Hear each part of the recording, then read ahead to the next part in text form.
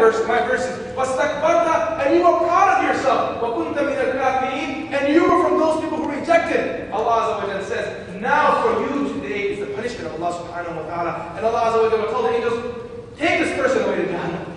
خُذُوهُ فَغُلُّوهُ, take him and throw him in Jahannam. And that person will say, oh Allah, please. And Fudayl bin Ayyab says that when they will come to take him to Jahannam, they will tie him in chains. And he will be tied in so many chains that they will then drag him.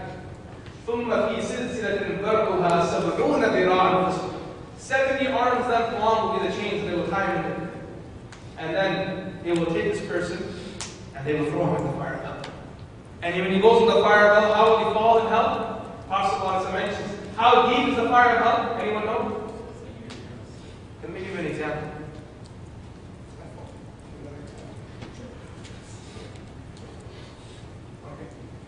I'm going to take this and throw it as high as I can. How long will it take to hit the ground? A couple of seconds. The hadith mentions that he will be thrown into the fire of hell, and it will take him 70 years before he hits the ground. How many years will he fall for? And after 70 years, when he hits the ground, every single bone in his body will crush. And he will try to exit the fire of hell, and with hammers made of fire, he will be hit right back inside. And he will be made to eat food which will be painful. And then after he eats that food, that tree of Zaqqum, the fruit of Zaqqum, will have thorns on it, and it will rip everything up as it goes inside. He'll say, oh Allah, please give me something to drink, I'm thirsty. And what will be his water? Boiling pus and blood. And when they pour it inside, when he drinks it, he won't want to have it, but they'll force him to drink it. When they force him to drink it, everything inside will burn. And the hadith of the Quran mentions that every time when he's in the fire and his skin burns away, Allah Azza wa Jalla will not end the punishment there, He will give him a new skin. كُلَّمَا نَضِجَتْ جُلُودُهُمْ بَدَّلْنَاهُمْ جُلُودًا غَيْرَهَا لِيَذُوقُوا الْعَذَابَ. And he will try to exit the fire of hell, but Allah Azza wa Jalla will say that there is no exiting, he will be in the fire of hell for eternity, forever and ever. Right? Umar ibn Khattab, I want to close off, just give me a few more moments. Hassan Basri he says that Umar ibn Khattab some days, while sitting, he used to sit close to the fire. You see how we're sitting here right now? I was sitting there and I asked him to move my chair here. Look how weak we are. Umar ibn Khattab used to bring his hand as close as he could to the fire. And then when he couldn't take it anymore, he used to pull it back and start crying and saying, oh Allah, I can't even touch the fire of this world. How am I going to bear the fire of the Akhirah? Because the fire of the Akhirah is 99 or 70 times more hotter than the fire of this world. If the most ferocious fire of this world is prepared with all the wood that we can possibly gather, with all the fuel, the greatest fire that could ever be created, it's only 1/70th of the fire of the Akhirah. That was burned for 1,000 years until it turned red, and burned for 1,000 years until it turned white, and then kindled for another 1,000 years until it turned black. So hot is that fire. Ibn Mas'ud radiallahu anhu, his student says that Ibn Mas'ud radiallahu anhu, sometimes he'd be sitting at home and he would say to the students, let's go for a walk. And when he used to go for a walk, he used to pass by the blacksmith. You know what a blacksmith is? You guys know what a blacksmith is? What's a blacksmith? Someone who deals with metal. What's the metal? Swords, shield, all sorts of things, right? They put it in the fire until the metal turns extremely red, really hot. They pull it out and then they beat the metal until it reaches the right shape. And then they blow at it to remove all the filth from it. This is the blacksmith shop. So he would stand in front of the blacksmith's shop store, and when he would see that they would pull the blade, the metal outside the fire, he would start crying and he would faint. Because it would remind him of what would happen to the people after they had just lit the fire. And Allah says, وَقُودُهُ النَّاسُ وَالْحِجَارَةُ, that the fuel of that fire will be people and stones. Right? So these were the people. This is the punishment of Allah subhanahu wa ta'ala. The truth is that this is a reality. We can't deny this. We can't deny this punishment. If anyone sitting here rejects it, then you're a fool. And I'm telling you you're a fool. And tomorrow when you stand in front of Allah on the day of judgment, you're going to remember that the Shaykh came and told us that we were fools. Don't waste your time in this world. Earn this dunya. Live in this dunya. Live it to your best, but live it within the limits of the deen and the sharia. Please Allah subhanahu wa ta'ala. Every good thing you do in this world will come back to you in the akhirah. Every time you read the Quran, you're making an investment. Don't be foolish and make only short-term investments. Be intellectual and smart and make long-term investments. Prepare yourself for the akhirah. Do good for meeting Allah subhanahu wa ta'ala. Remember, if you worship Allah in this world, will then be allowed to do sajda in front of Allah in the hereafter. Those who do not pray in front of Allah in this world. Let me tell you guys one thing, right? Those who do not pray in front of Allah in this world will not be allowed to pray in front of Allah in the hereafter. The ayat is in Surah Al-Ma'arij.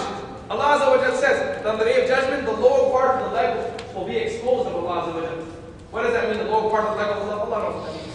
But it says, يَوْمَ يُكْشَفُ عَنْ سَاعٍ. The lower part of the leg of Allah, the shin will be exposed. And when the shin of Allah is exposed, فَيُدْعَوْنَ إِلَى السُّجُودِ, all of mankind will run to the sajda in front of Allah. Out of excitement. فَلَا يَسْتَطِيعُونَ. However, some people will not be able to move from their place, and they will be rejected from doing sajda in front of Allah. خَاشِعَةً أَبْصَارُهُمْ تَرْهَقُهُمْ ذِلَّةٌ. They will be crying in pain and fear. And Allah will say, وَقَدْ كَانُوا يُدْعَوْنَ إِلَى السُّجُودِ وَهُمْ سَالِمُونَ. In the world, when they were healthy and strong, they were called to do sajda. They didn't do sajda then. Why should I let you do sajda today? Prepare yourself. Be smart. Don't be foolish. Don't fall into the traps of the people who are only preparing for this dunya, and don't let you prepare for the akhirah. When that time comes that you have to make a choice, that should I take the drug or not? Should I drink or not? Should I text that girl or not? Should I move forward or not? Should I, have this wrong relationship with the opposite gender? Remind yourself that you have to stand for Allah subhanahu wa ta'ala. And there is nothing that you do in this world that slips the pen of the angels by the order of Allah subhanahu wa ta'ala. I'd like to end with one last poem. How many of these people do here? Raise your hand. There's a few of you. Okay? This little poem is in Urdu. It's a true line. I'll translate it in English for you guys. The Urdu poet says, Jaisi karni, waisi bani. Whatever you do is what you'll do. Jaisi karni. Whatever you do, waisi bani. It's exactly what you'll get. Like in English we say, what goes around, comes around. Na maane to kar de. If you don't believe it, give it a try. Jaisi karni, waisi bani. Na maane to kar ke de. Jannat bhi hai, dozakh bhi hai, na maane to bani. The poet says that what you do is what you'll get. If you don't believe it, give it a try. There is paradise, and there is the fire of hell. If you don't believe it, doubt it, give it a try, and then see what happens. May Allah subhanahu wa ta'ala give us all the tawfiq and the ability to prepare for our death. May Allah subhanahu wa ta'ala save us all from the things of Allah. Say Ameen, say Ameen. We're sitting here, we're young people, it's the middle of the night. We could have been doing the craziest things in the world right now. But we're sitting here for the sake of Allah. Yes or no? Say it. Oh Allah, we sit here for your love. Oh Allah, we're young and we sit here just because we fear you. Oh Allah, please forgive our sins. Say Ameen. Oh Allah, give us a tawfiq to live a life of righteousness and piety. Say Ameen. Oh Allah, bring our hearts to your worship and make us amongst the servants who enjoy your worship. Let me tell you guys one thing. Crying doesn't feel good. But when you cry in front of Allah, there is no better feeling than that. Wallahi al-Azim. Make dua that Allah gives us the tawfiq to cry in front of Him. Say Ameen. And make dua that Allah gives us all a long life of health and iman and faith. May He give us, may He make the last statement of our life, kalima la ilaha illallah, Muhammad Rasulullah. May Allah grant us all the burial of Jannah al-Firdaus. Say Ameen. May He resurrect us on the day of Jannah along with Nabi sallallahu alayhi wa sallam. Say Ameen. May He wave away from us the Hisab Kitab on the day of Jannah. Say Ameen. May Allah honor us by allowing us to drink the blessed hands of Nabi sallallahu alayhi wa sallam. Say Ameen. May Allah subhanahu wa ta'ala allow us all to gain first entry into paradise and Jannah al-Firdaus along with Nabi sallallahu alayhi wa sallam. His ashab, His ahli, His zaydah. Say Ameen. May Allah subhanahu wa ta'ala keep us united in this world as we're sitting here today. May Allah subhanahu wa ta'ala remove all the disunity amongst the ummah. And just as we're sitting here today, may Allah Azza wa Jalla allow us all to sit around His throne and Jannah al-Firdaus in the hereafter. Say Ameen. Subhanallah wa bihamdihi, subhanallah wa bihamdihi, ashhadu an la ilaha illa anta, astaghfiruka wa atubu ilayk. Akhiru da'wana, alhamdulillahi rabbil alamin. Assalamu alaikum.